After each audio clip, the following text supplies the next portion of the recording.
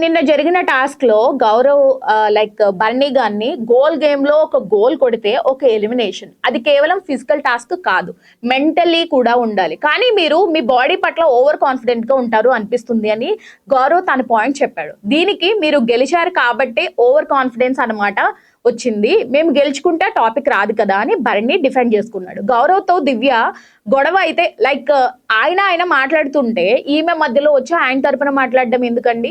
గౌరవ్తో దివ్య గొడవ అయితే కిచెన్ లో ఈ విషయంపై గౌరవ్తో కంటిన్యూస్ గా గొడవ పడుతుంది. హౌస్ లో ప్రతిదీ అందరి మ్యాటరే. నువ్వు టీమ్ టాస్క్ గురించి అడిగావు, అప్పుడు ఆ టీంలో నేను ఉన్నాను కాబట్టి బరాబర్ మాట్లాడుతాను అని దివ్య ఫైర్ అయింది.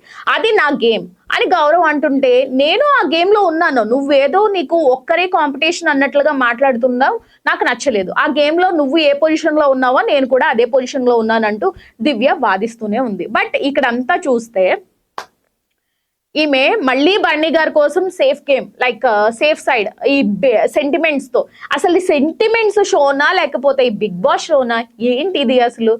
ఓకే, అయిపోయిన తర్వాత గౌరవ్ని అయిపోయిందా అంటే నీకు అర్థమైతే నువ్వు మాట్లాడు అంటూ దివ్య అడిగింది. అండ్ నీకు తెలుగు రాదు అనే పాయింట్ అవుట్ కూడా చేసింది.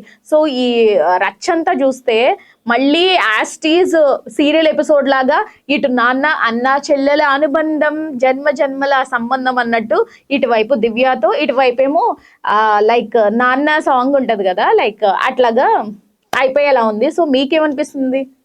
బర్నీ గారు గేమ్ చూడాలి అంటే ఫస్ట్ దివ్యాని తనుజాని ఈ వీళ్ళిద్దరు ఎలిమినేట్ అయిపోయినా లైక్ అంటే ఏం చెప్పాలో కూడా అర్థం కావట్లేదు. దివ్య తనుజ ఎలిమినేట్ అయిపోతే బర్నీ గారి గేమ్ కనబడుతుందా? లేదు అంటే బర్నీ గారు ఎలిమినేట్ అయిపోయారు ఎవరి వల్ల? దివ్య వల్ల.